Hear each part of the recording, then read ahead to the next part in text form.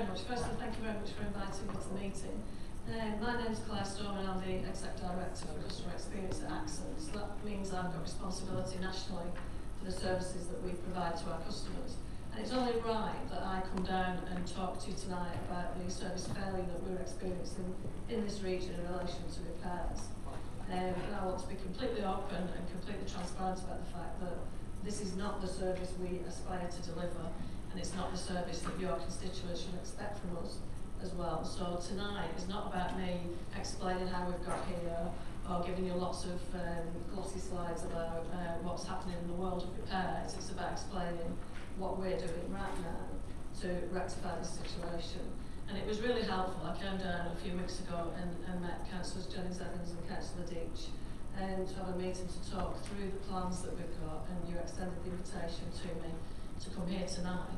I'm also going to come back again in the new year, because obviously something like this does unfortunately take some time to turn around a service like this. So hopefully, I'm hoping when I'm sat here in front of you then, that I'll get as warm a reception as Citizen Advice do, and I'll be able to share some success with you.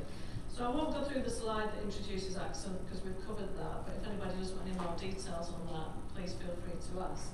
I thought we'd cut to the chase and get to the, as we called it in the slides, the elephant in the room, if you like, because I know that many of you are facing challenges and complaints from our customers, which is not a situation we relish being in, and certainly one that we are working very hard to put right. In terms of the repair service in this area, 80% of the properties that we have in what I call the South region, as you can imagine with my accent, everything south of Yorkshire is south, but the South region, 80% of it is in Surrey Heath, so it's absolutely critical that we get this service right. And we're carrying out around about 11,000 repairs a year in the course of our everyday, day-to-day repair service. And as I've said, the performance is not where we expect it to be and where we want it to be.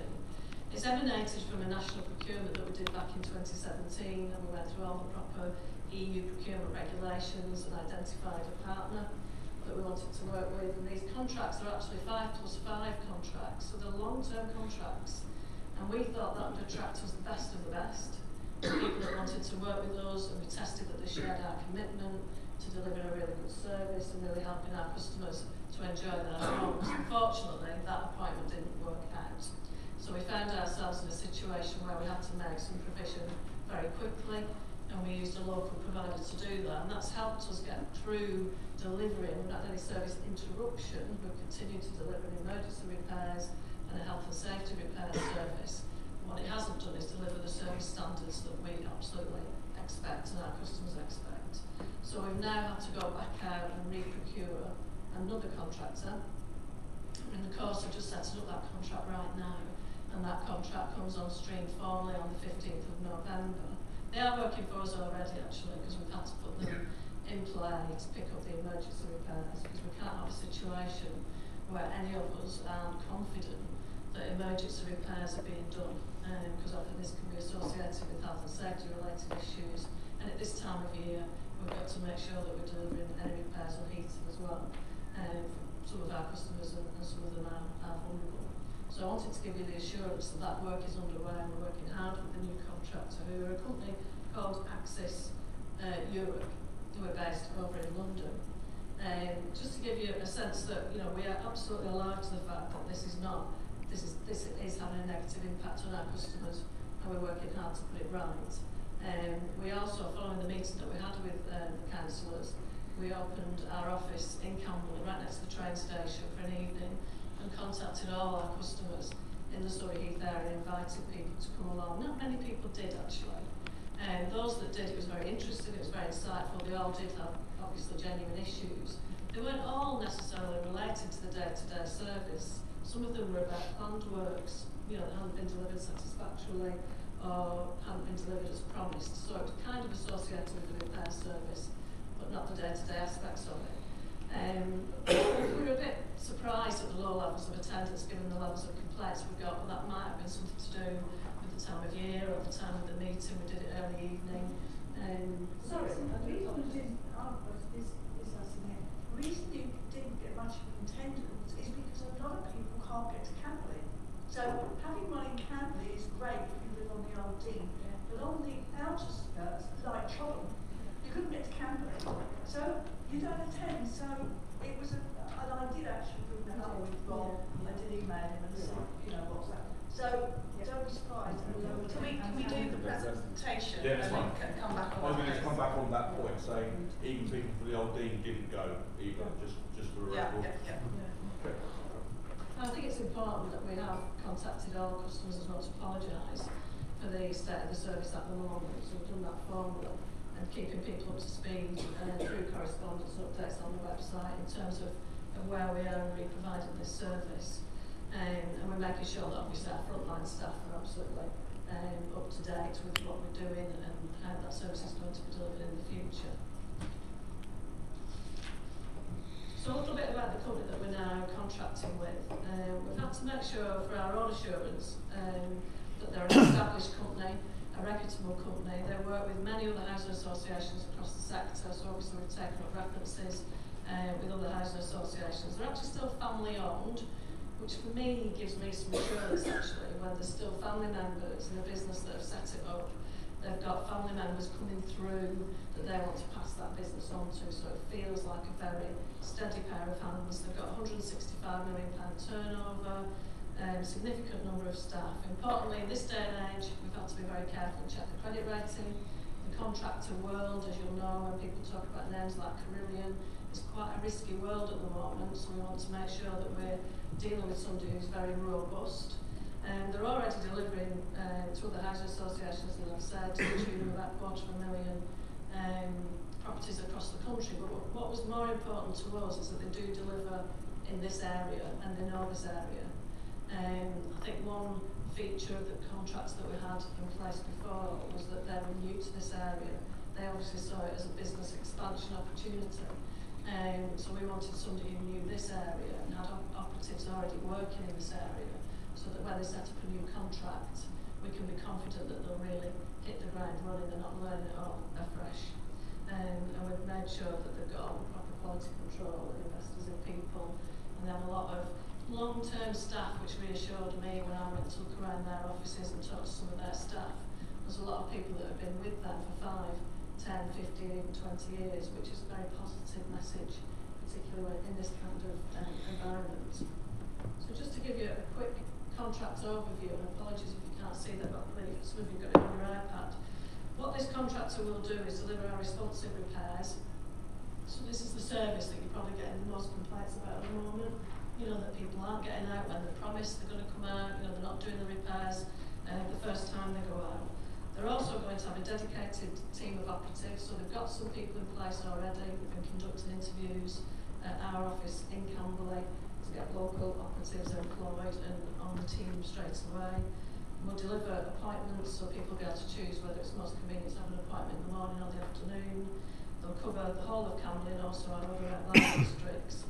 They'll also provide the out-of-hours service, so we provide a repair service to our customers 24 hours a day, 7 days a week for those emergencies that we need to get out to. And one thing that we have talked to them about, because it's a significant issue, not just here in all our estates actually, is keeping the estates clean, fly tipping. So they'll do a series of routes as well. They'll go a set route and make sure that we're keeping the sites as clean and tidy as we can. So those are all the things that we're just in discussion with now, getting absolutely pinned down in the contract so that we can be confident about what we're contracting with them to do. And there we've just illustrated the sort of journey, if you like, the customer journey in terms of when a customer contacts us to report a repair, and then the next steps to the point where that person is coming out doing that repair. We're very conscious of the fact that these people are in our residents' homes, you know, so sets of behaviours that we expect them to adhere to, respect to our customers, respect to their home, but primarily doing a really good job. Do it the first time if possible, so the least disruption as possible to our customers, and then we follow that up to check what that satisfaction is. So we'll start to see those satisfaction scores coming back, and we can play that in then and hopefully share that learning with the contractor. So just to get to the nitty-gritty, we're aiming for a go-live date of the 15th of November. But as I said, we've already got them in, and they're receiving new orders from that date on the 18th of November. But they've already been delivering the emergency repairs for us. The previous contractor has handed back a lot of orders, and we knew that. So we knew that they weren't delivering and concluding the repairs that we've given them, and we're getting the complaints from our residents. But we've probably been handing back more than we expected. So there is some catch-up to do. So this is where I'm talking about it will take a bit of time to get through all that backlog. We've been in touch with all those customers, we've explained the situation, because it's not a great experience for them to be told this contractor's coming and they don't, and now they're being told another contractor's coming. So we've got to build that faith back in with our residents, you know, so that people can really believe what we're telling them when we deliver that service. And then we're asking them to prioritise any of those backlog repairs that relate to anybody who's vulnerable, or you know, we need to prioritise to make sure that we address those issues. So just to finish off, we're also delivering planned work. So this is all about what we call the day-to-day service, those jobs that come up on a daily basis. We're also delivering planned works, and Rob touched on that in his previous presentation in terms of the level of investment that's going into our properties. What we've said to the new contractor is we're keeping these contracts separate for now. So to deliver the planned works, we're working with people like Ockley, King Craig, MCG, some of you might be aware of those local companies. And we would only look to pass that work on to the main contractor once they've proven their track record and delivered this service. So, you know, that's the conversations we've had with them. They're very up for it, they're very committed to it. Their reputation will stand and fall by, you know, how quickly they can get this service turned around with us. Or, you know, we're touching wood, aren't we? You know, all indications and conversations that we have with them are very, very positive. I have to say, I manage 5 of these services across the country, and this is the most difficult area. A lot of that is around the ability to recruit skilled people, the ability to retain them, but this is something that we have to absolutely nail with Access. You know, we demand that from them. And that's why we're very keen to look at their people and their HR policies. And again, all the messages coming back are very positive. So I hope that's given you some assurance. I wish I could sit here and say to you, this is now sorted. We know just from tonight there's been some Facebook posts that we'll need to look at. You know, we're asking people to get in touch with us. We will certainly need to look at that issue around getting out to the wider community as well, and offering people that openness and that transparency, because that's what I'm absolutely committed to. And we're doing our utmost to get this sorted out. I can give you that assurance. Thank you. Thank you for that presentation. Firstly, I'd like to just thank you for meeting with Councillor Deach and myself.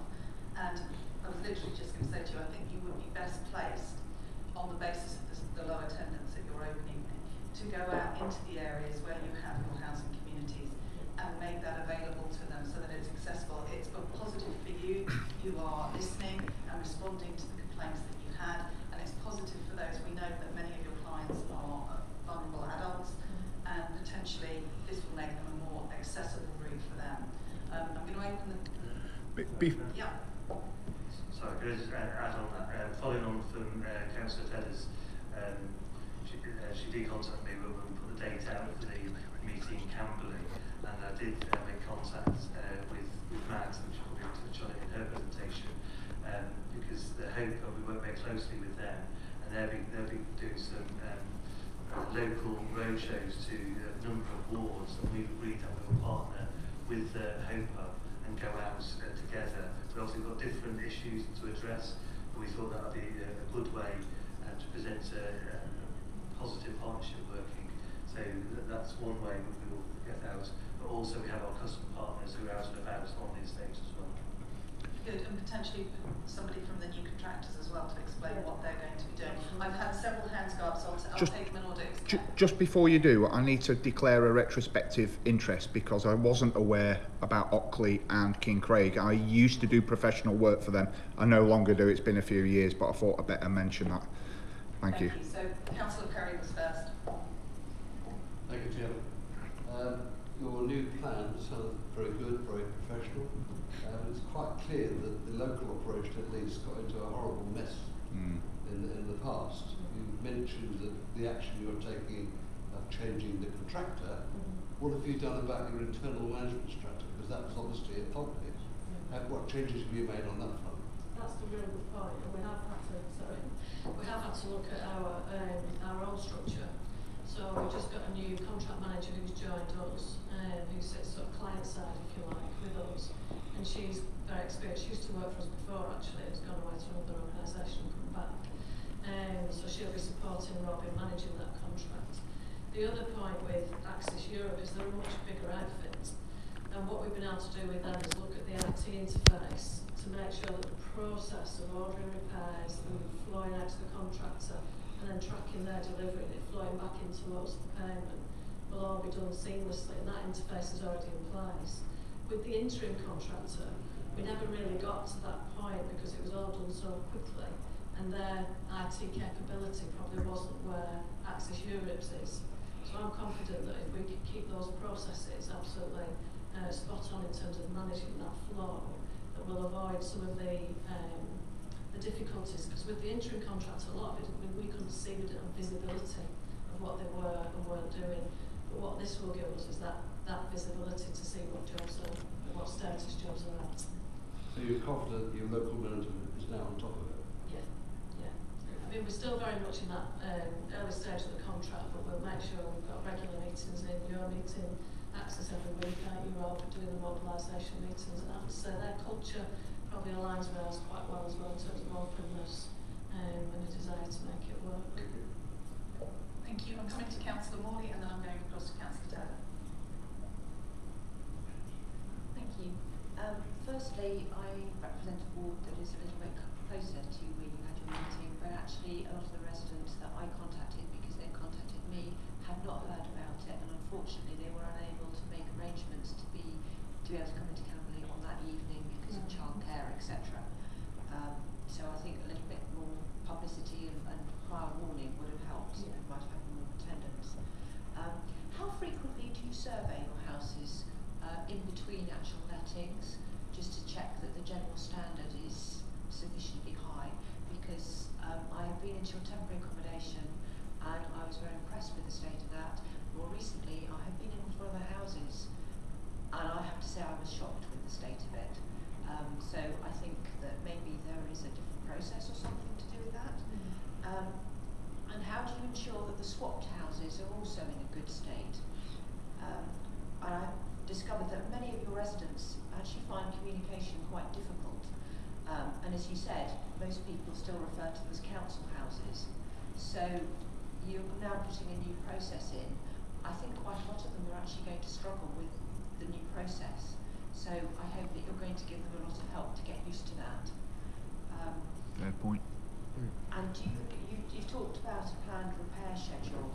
Do you have actual length of time that you expect things to do? So are kitchens redone every 8 years, and bathrooms every so many years, and roofs every so many years? I would actually quite like to know what those figures are from the people who've contacted me. I'm not sure that that's actually happened with houses that I've been involved with. Okay. There's quite a few questions there. I've had quite a few residents contact me. Indeed. I think we all have. In terms of the checking the properties, there's a number of approaches that we take. So we've recently, part of the Accent Partnership, which I mentioned in the previous presentation, we're introducing annual customer care checks. Because previously it was a bit ad hoc. So we would contact people if they've contacted us, we weren't going into their properties. So we have now introduced that, and that'll be starting from January, where customer partners will be getting into every property to talk to the residents about what their aspirations are, what their challenges are, but also take the opportunity to look at the property as well. We work very closely with our contractors, particularly our gas contractor, because they're the only people who go into our property every year to do the annual gas servicing check. So if there's issues which they identify, they will feed back to us, and that's not just around the condition of the property, but also around safeguarding concerns. So we do have sessions with our contractors. So if we don't get into the property, let's say that will be changing going forward. But if we, in the past, we will make sure that the contractors will feed back to us. Again, it is reliant on the contractors to do that, and so that's why we're introducing our own annual customer care checks to do that for us, to do that ourselves. In terms of the swapping properties, what should happen, and does happen in the majority of cases, but sometimes there have been properties which slip through, is that we will do a property visit before that happens, and we will talk to the resident about what's expected, because when people swap properties, they are taking the property in the condition found, and that sometimes is a challenge for people, because they will then contact us and say we want X, Y and Z done. We will do repairs to the property, but if people have done alterations or improvements, that incoming tenant takes on that responsibility. And so we will do pre-checks before people swap the property. It is difficult sometimes because the property is occupied and there's furniture and fittings in there. So it's not like an empty property where we'll go in and it's completely empty, we can do full checks. So it's a visual check. We also do gas and electric checks on properties which are swapped as well. But again, that's only those two elements. So it's not, we don't do a full property check, it's a more visual check on the property beforehand. So, on the stock condition, we do a rolling programme of stock condition surveys of all our stock. And we're just having that validated at the moment by Savills, which is a national property consultant. And that's not unique to Axel. All housing associations do that, so that we can make plans for our investment programme over 5, 10, 30 years.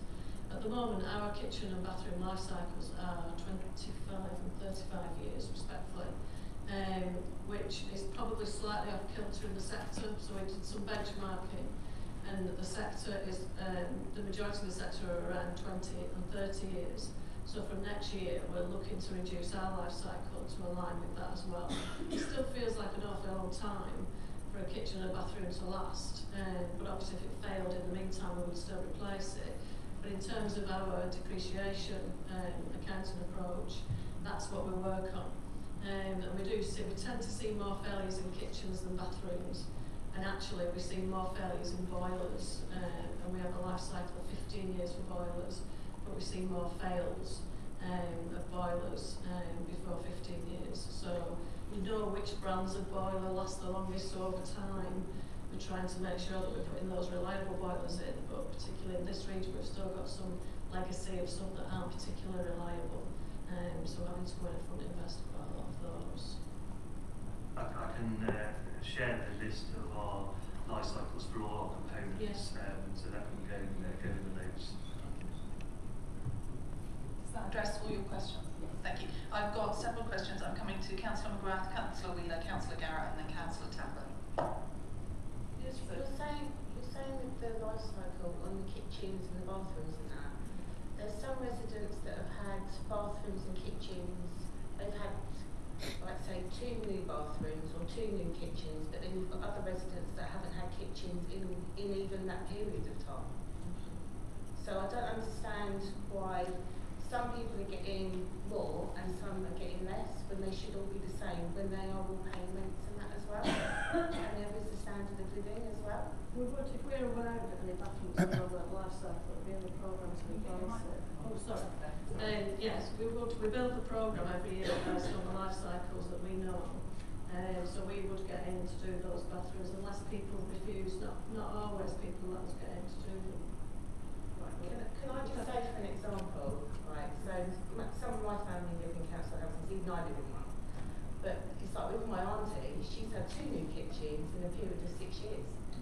And my property. Yeah. I'll need to look at that.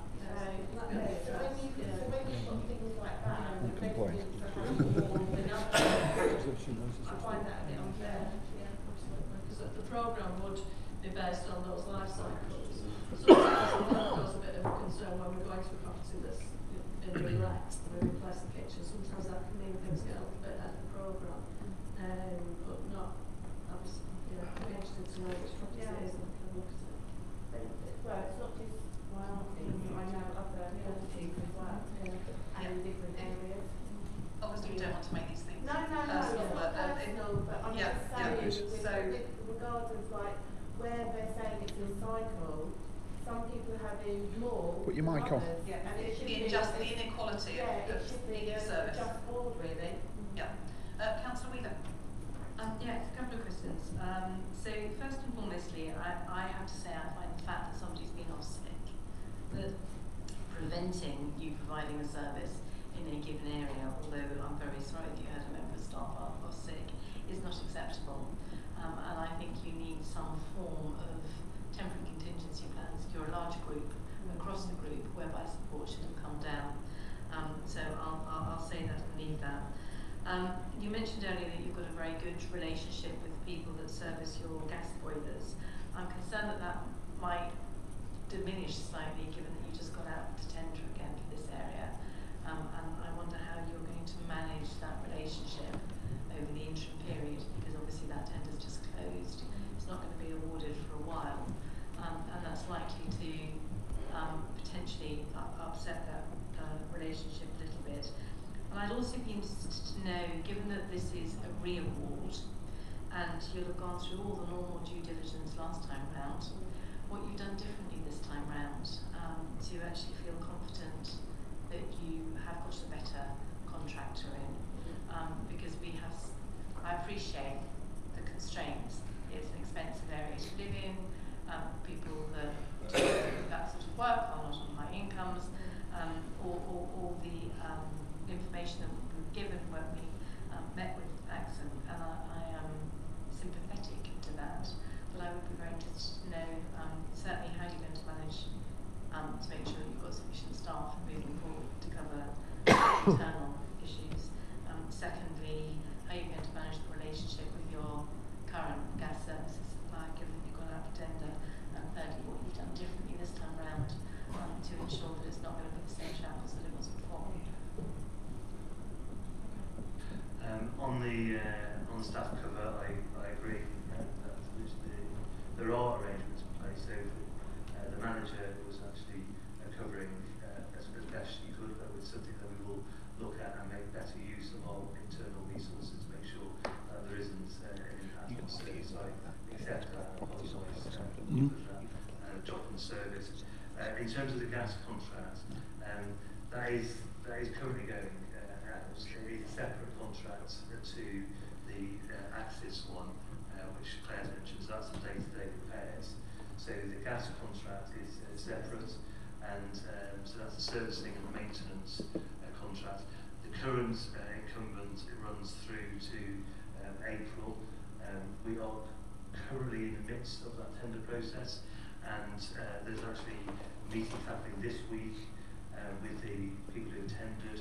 And as part of that conversation, we'll be having with we identify the first and the second people, just have those conversations with. So if anything was to happen with the first contractor who's been successful, we're already having conversations with the second reserve contractor, and to see if anything was to happen with the incumbent, could they step in earlier before April?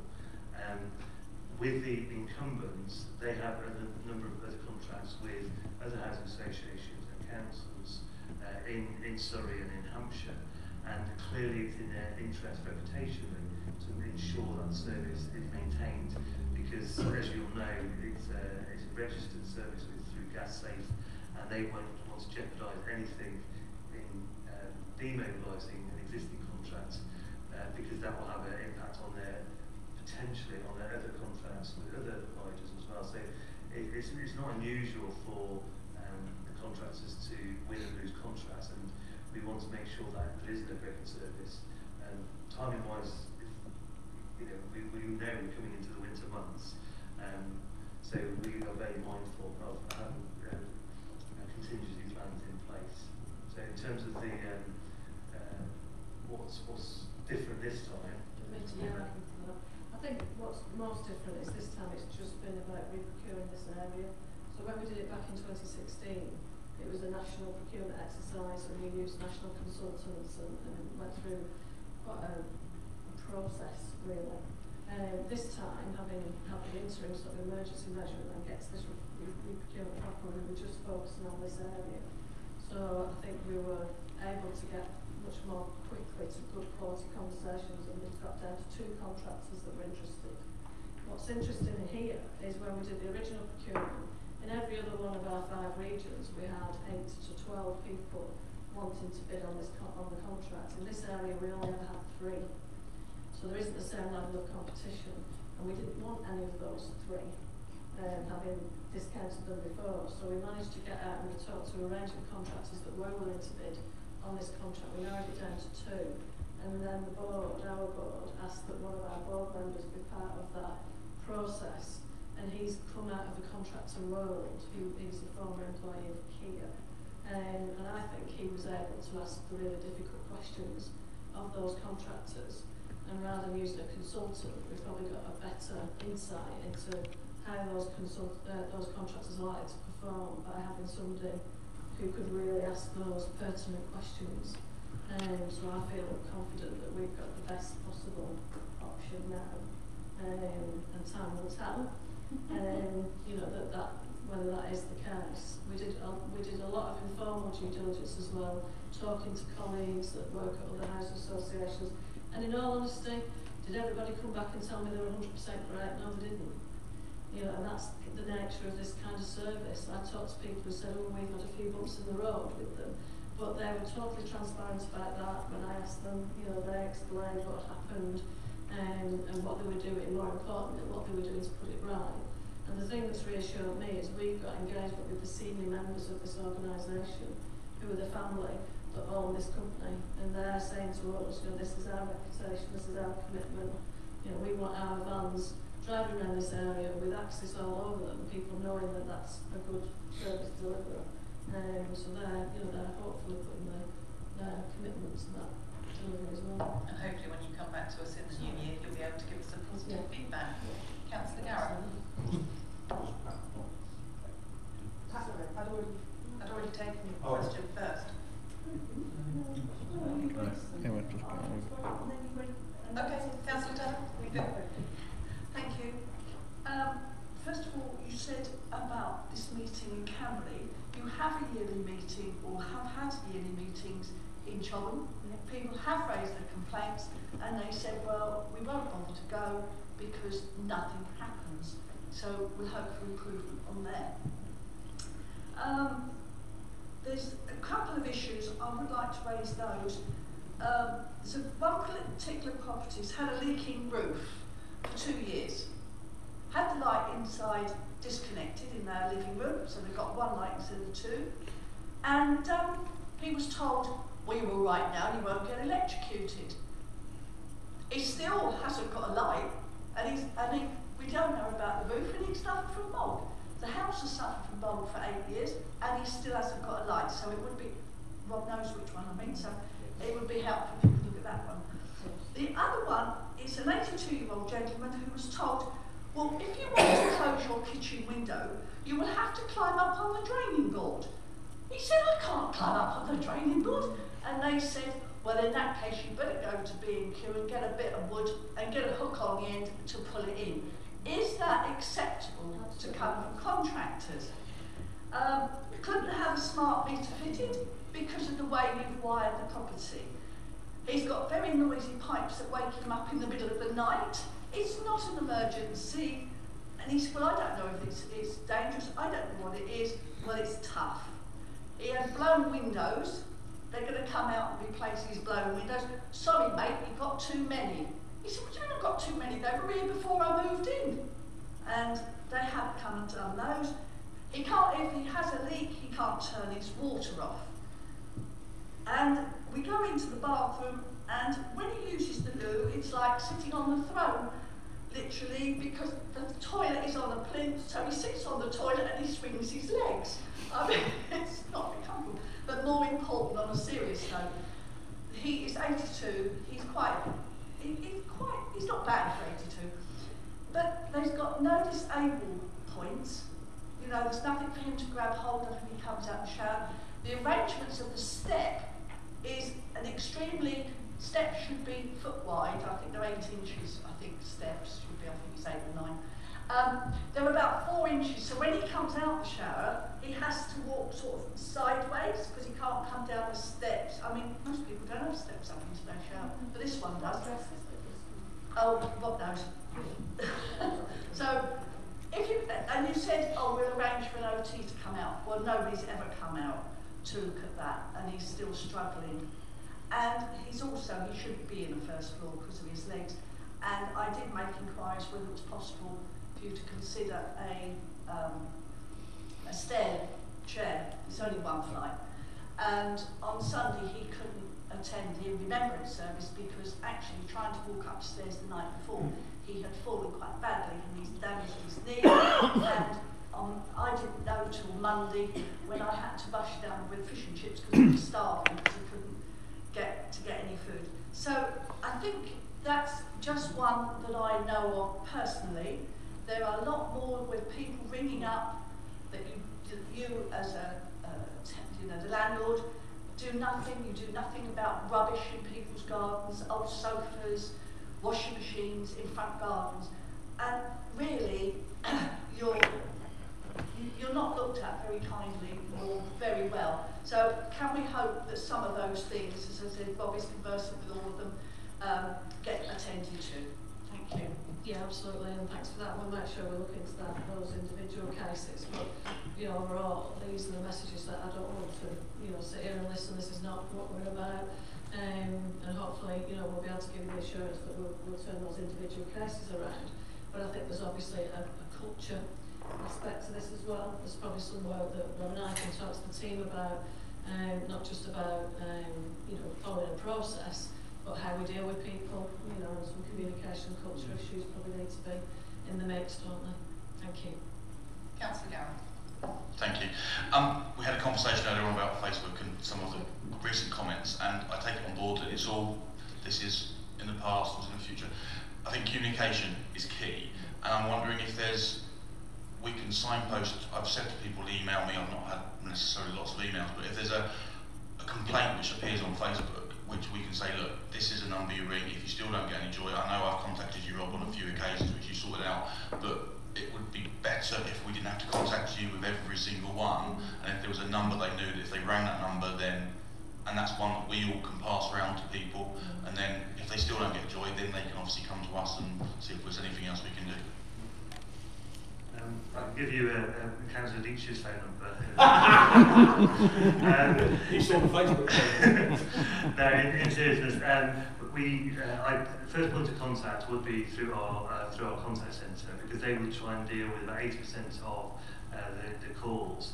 Well, but what we can also do is I can share the 2 customer partnership managers' details with councillors, and I'd ask not to give it out to the residents, but if you have particular issues that our residents are contacting you about, and you're not getting any joy, then by all means, my details are on site anyway. Anybody can contact myself or phone me up. I'll also share our customer partnership manager's details as well, so you can have a named point of contact for councillors. But as I say, for residents, to go through our contact centre or through my account, which is their online accounts, which they can access as well. I think as we saw in some of those comments earlier on, they say that they've spoken to someone and no one cares. Now I get that that's happened in the past and we're now talking about the future, but if they ring a number now and they've told this and nothing happens, then that's the point in which we need to be saying, okay, we're now in the new state, still not getting answers, we need to then escalate things, and that's how we escalate it, basically. Okay. Thank you, Councillor Tapper. Thank you, Chair. You were talking about the replacement of boilers and how long you tend to get them to last, which is admirable. However, if you're talking about a 5 to 15-year lifetime that you expect out of the boilers, it does sort of imply that a lot of the boilers you've got in your properties at the present moment are 15 or more years old. Now, bearing in mind the sort of people who will be tenants, customers of yours in your properties, they are likely to be of the sort of families where energy costs are a far higher proportion of their outgoings than most other people are. Bearing in mind that a 15-year-old boiler is likely to be little more than 65% efficient, whereas a modern condensing boiler is around 90 to 95% efficient, it does mean that the very worst sort of boilers are in the houses of the people who can least afford to pay for the energy that they are consuming. Can we get some sort of assurance for you that if you have any non-condensing boilers in any of your properties, that they are replaced within the next 12 months? And I think we've No, I was just going to say, it is something I can't promise now in terms of the next 12 months, but it's something that our one of our committees, subcommittees of our board have asked for some more work to be done in terms of the standards of our properties. And in 2050 there's the new environmental standards coming down the road to us, and then what we have to do is knock off the life cycle of some of these components to 2050. And actually we need to start thinking about this kind of now, you know, in the next iteration of our plan. So part of the stock condition work that we're having validated by Savills at the moment is giving us some guidance on that. And we might have to make some quite tough decisions around, do we invest more in boilers because of the benefit that could give our residents in terms of their running costs at the expense of any other works.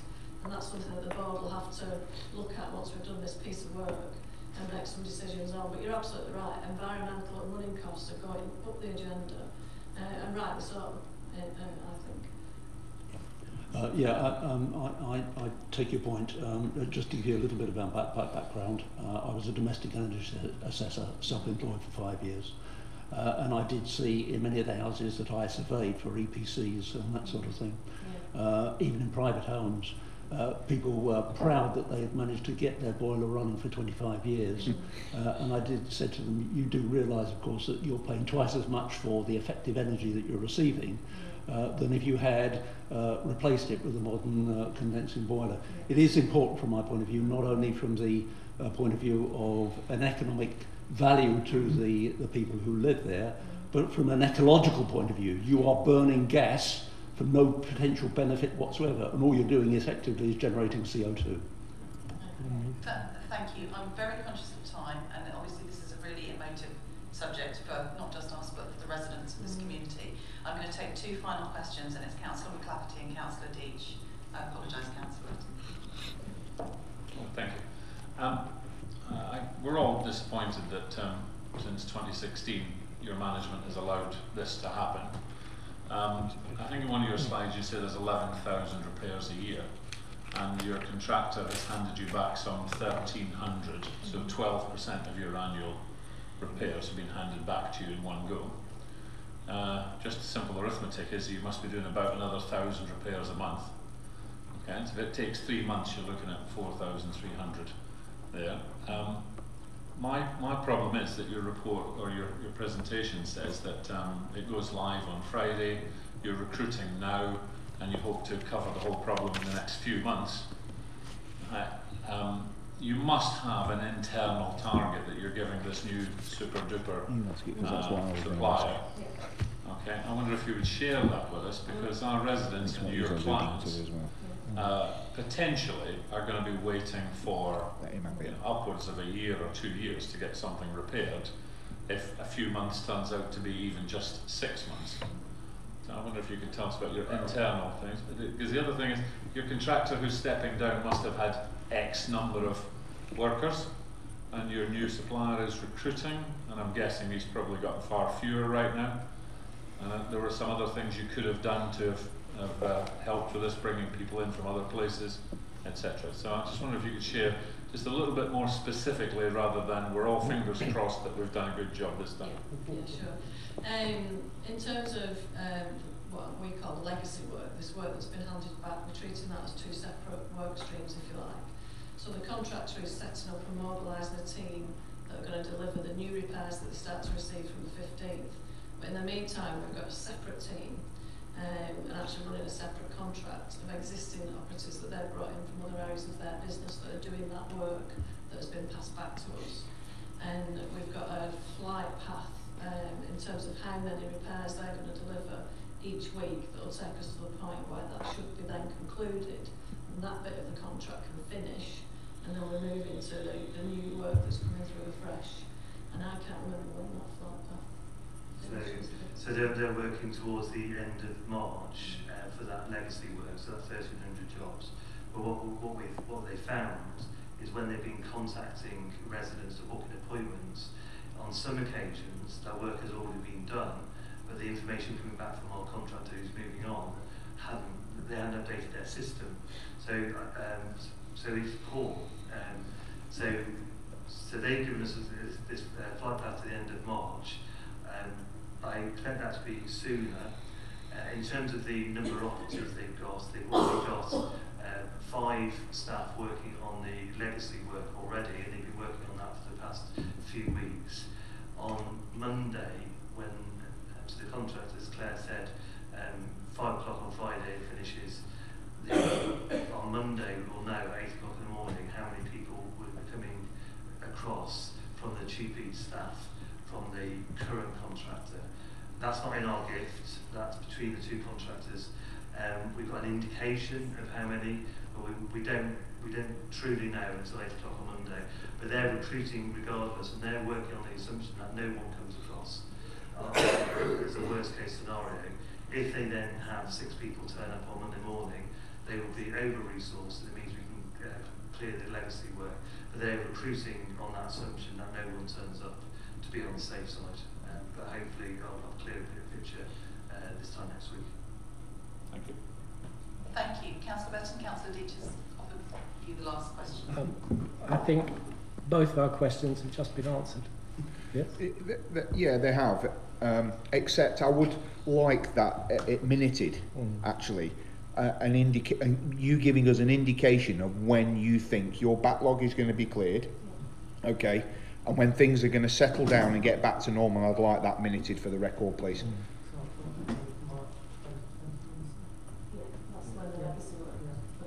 Are we having another meeting early next year? Access due to come back on February the 11th to give us an update on how it's So we'll progressing. see how March is going. Yeah, should have a good idea. Okay, thank you. Thank you. Thank you very much for coming and addressing this issue Thank you tonight. for your time. Thank you, really appreciate it. Thank you. So moving on to item 7 of our agenda, which is the Hope Hub, Max Mercer.